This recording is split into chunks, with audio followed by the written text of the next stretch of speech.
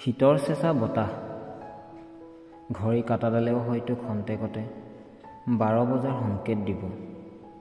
এই নিৰ্জনতাই আৱৰা সময়খিনিয়ে মোক বৰ অকলশৰীয়া কৰি পেলাইছে। অকলশৰে থকা অনুভৱ মই কেতিয়াও কৰা নাছিলোঁ।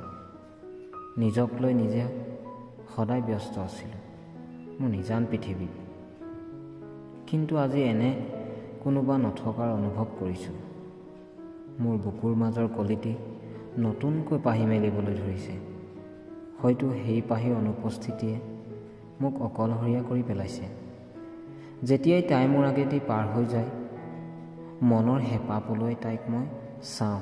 প্ৰেমৰ সংজ্ঞা বৰ্ণনা নকৰাকৈ তাই মোক মোৰ ভালপোৱা বুজিবলৈ তাইক আৰু বেছিকৈ জানিব মন গৈছে।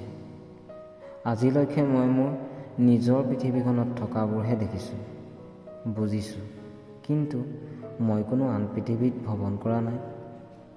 কিন্তু তাইৰ পৃথিৱীখন চাবলৈ, জানিবলৈ, বুজিবলৈ, তাইৰ পৃথিৱীৰ মিল অমিল সন্ধ্যা বিচাৰিবলৈ মনটো হাবাথুৰি খাইছে।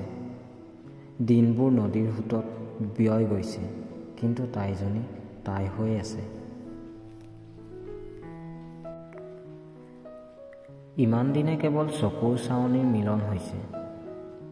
দুয়ো কথোপকথন হৃদয়ৰ পৰা হৃদয়লৈকে বহু দূৰ। কেনেকৈ সম্ভৱ হ'ব মোৰ এই ভালপোৱা? সদায় ভাবোঁ তাইক আজি মাতষাৰ দিম, কিন্তু কেনেকৈ? কোনোদিন নমতা অচিনাকিজনক তাইৰ পৰিচয় দাঙি ধৰিব জানো? উফ, I just so confused, but my heart is says she understood my feelings so silently. বুকুত অযুত সাহস গোটাইছোঁ। এটা এটা শব্দৰ সন্ধান বিচাৰিছোঁ। হেঁপাহবোৰ মেলি দিছোঁ। মনটোক মুক্তি কৰি দিছোঁ।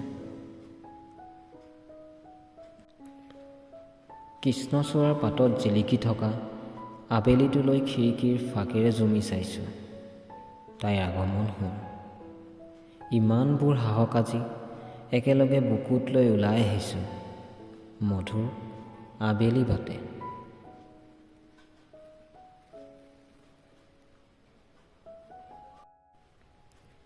This is for you, পাহি। জীৱনৰ সপোনবোৰ জীৱনৰ সেন্দুৰীয়া বাটত প্ৰাণ পাই উঠে অলেখ সপোন, মোৰ পাহি তুমি।